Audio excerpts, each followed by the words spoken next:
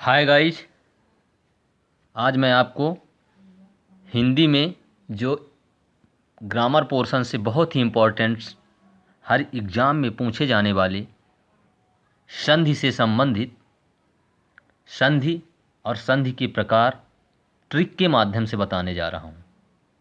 तो आइए देखते हैं सबसे पहले हम संधि ट्रिक के साथ।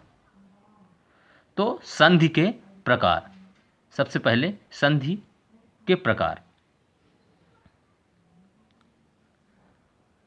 तो संधि के प्रकार, संधि मुख्यतः 3 प्रकार के होते हैं। पहला स्वर संधि, दूसरा व्यंजन संधि और तीसरा विसर्ग संधि। तो स्वर संधि के भेद, स्वर संधि के भेद सबसे पहला होता है दीर्घ स्वर संधि। तो दीर्घ स्वर संधि की जो ट्रिक में पहचान होती है, तो दीर्घ स्वर संधि कैसे आप पहचान सकते हैं, देखते ही पहचान जाएंगे। तो इसमें क्या होता है, कोई जो शब्द रहता है दीर्घ स्वर संधि का, उसकी जो मात्रा होती है वो बड़ी मात्रा होती है। बड़ी मात्रा अगर दिख जाए आपको, वही आपका स्वर संधि होता है, दीर्घ स्वर संधि। जैसे कि नवागत, इसमें जो आपका मध्यम वाला भाग है वो बड़ी मात्रा होगी। भानुदय, परीक्षा, मुनीन्द्र, इसी प्रकार से और अन्य शब्द।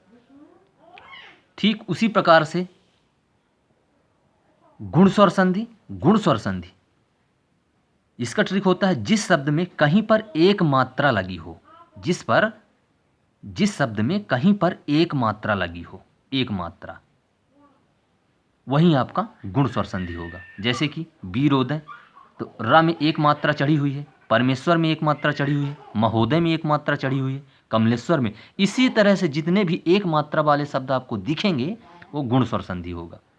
इसके बाद हमारा अगला है वृद्धि स्वर संधि। वृद्धि स्वर संधि, जिस शब्द में कहीं पर 2 मात्रा लगी हो, जिस शब्द में कहीं पर 2 मात्रा लगी हो, वो आपका वृद्धि स्वर संधि कहलाएगा। जिस तरह से आप देख रहे हैं सदैव, एकैक, दंतौष्ठ, वनौषधि आदि, इसी तरह से आपको जितने भी 2 मात्राओं वाले शब्द दिखेंगे वो वृद्धि स्वर संधि कहलाएंगे। तो वृद्धि स्वर संधि पहचाने।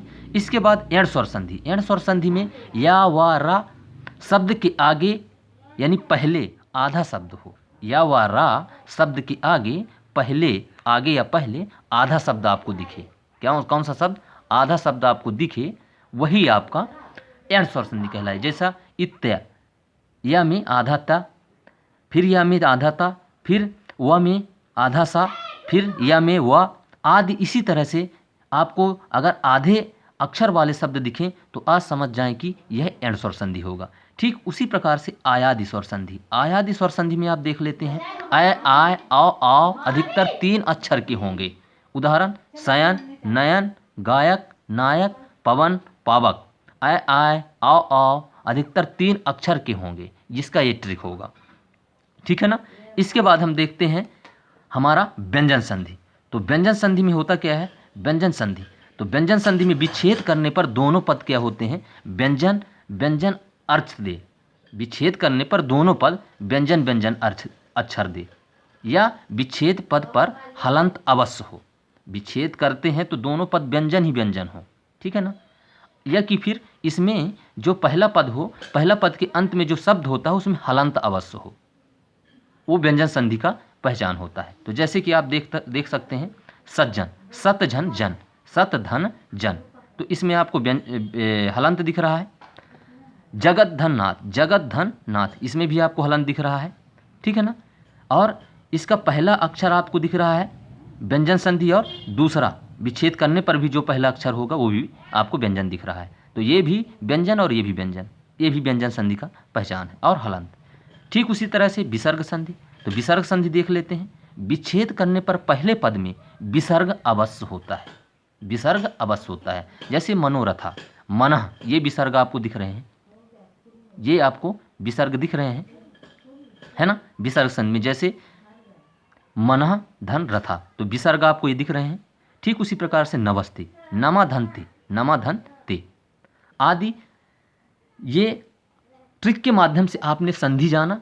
ये एक बार पढ़ लेने के बाद जीवन में दोबारा पढ़ने की ज़रूरत आपको नहीं पड़ेगी, इसलिए आप इसे अवश्य देखें। और अगर ये वीडियो पसंद आए दोस्तों तो इसे लाइक करें, शेयर करें और सब्सक्राइब करें। धन्यवाद दोस्तों।